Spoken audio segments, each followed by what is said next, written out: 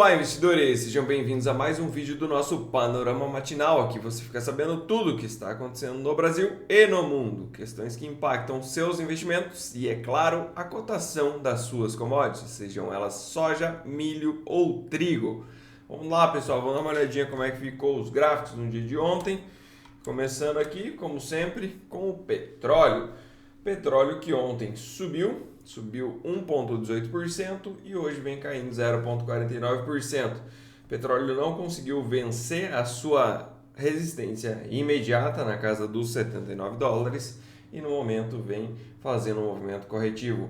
A princípio, pessoal, surgiram algumas notas aí de que deve sim ser feito um cessar-fogo lá em Israel.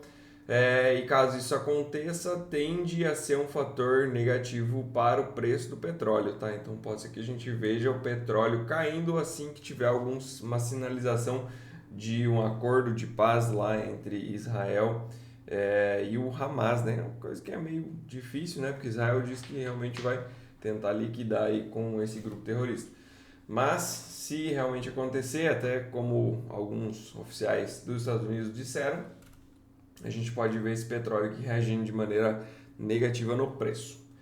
Para o óleo de palma, pessoal, a gente teve ontem uma alta de 1,53% e hoje caiu 0,38%.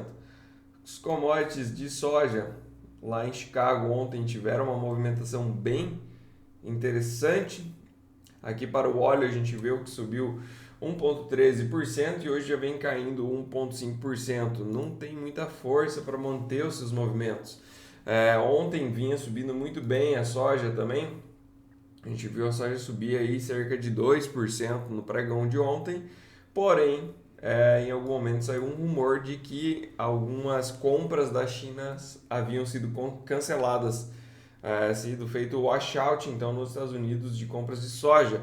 E isso fez com que o mercado virasse imediatamente e produzisse uma queda. A gente viu o mercado então passar de praticamente 2% de alta para uma queda de 0,39%. A princípio, a China estaria virando essas compras aí para a Argentina, estaria mais ligado ao mês de abril. Para o farelo foi a mesma coisa, sofreu o mesmo tanto, né? A gente viu também está trabalhando em alta e acabou fechando com 1,13 de queda após essa notificação aí, né? E hoje sobe 0,46%. Soja segue o seu ritmo de queda. Lembrando, tem alvo lá na casa dos 11,10 para essa soja. O trigo ontem, pessoal, subiu 1,65%. Trigo, novamente, né, muito complexo, segue aquelas questões de guerras entre Rússia e Ucrânia, os canais que se abrem, se fecham, canais humanitários no caso, se vende trigo russo, se vende trigo ucraniano, uma hora vende, outra hora não vende, uma hora tem ataque, outra hora não tem ataque, tem minas, enfim, é uma novela, e essa novela a gente consegue ver aqui na evolução dos preços do trigo, né? Realmente está muito errático, já comento isso há uns 3 meses pelo menos, que o trigo está realmente muito difícil de olhar, ter alguma noção do que ele pode fazer, né? A princípio está muito embolado, sem uma direção clara para esse trigo, que, lembrando, tem uma volatilidade grande, né? Então é natural a gente ver aí 3, 4, 5, 6% num dia.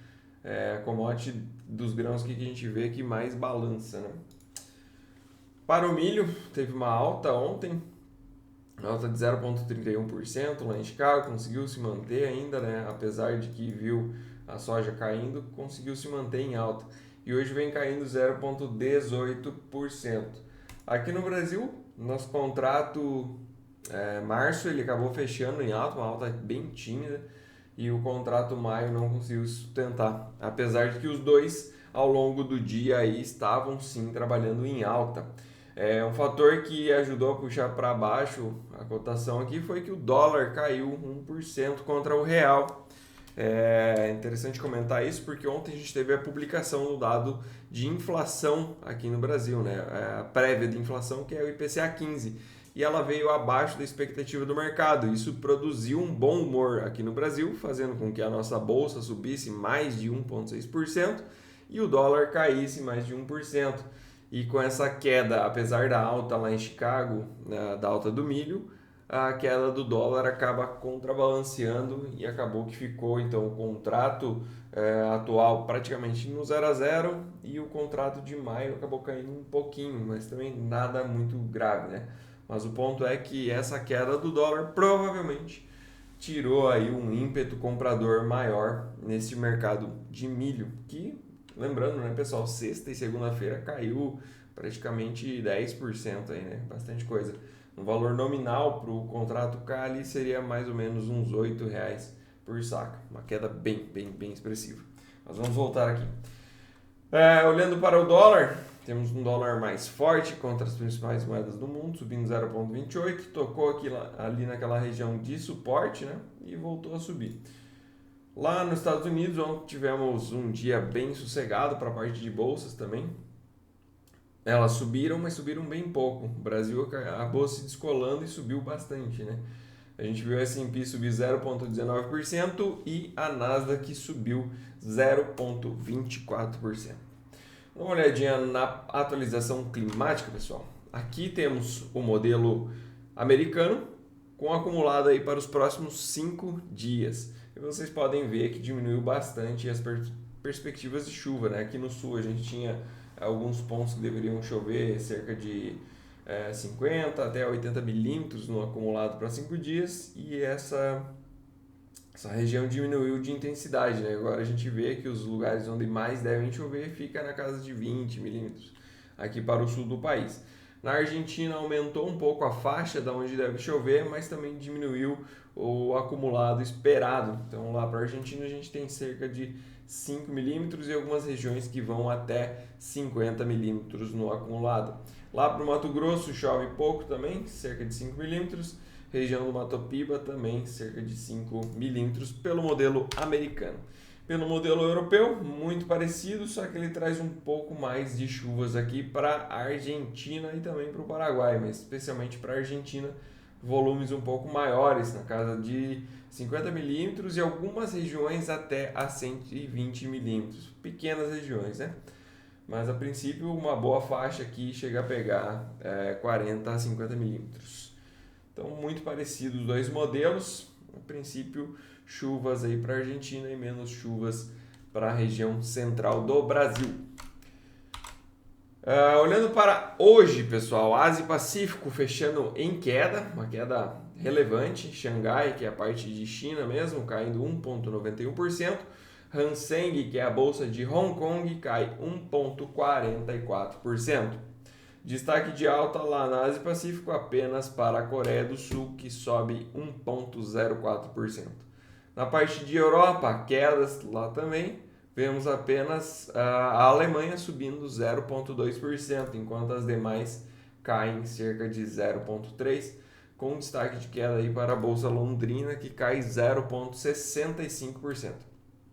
A parte de futuros dos Estados Unidos, queda também, S&P 500 com queda de 0,28% e Nasdaq com a queda de 0,36%.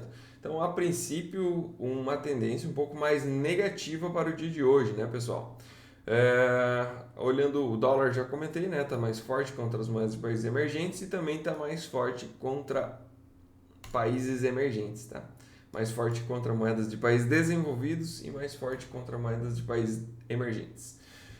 Na parte de commodities não agrícolas, a gente tem uma recuperação do minério de ferro, que sobe 1,08%, petróleo esticando sua queda aqui para 1%.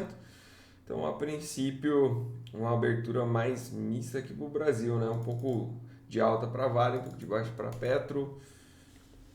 E olhando para o cenário externo mais negativo, pode ser que a gente veja um dia de recuperação aqui no Brasil. Desculpa, de liquidação.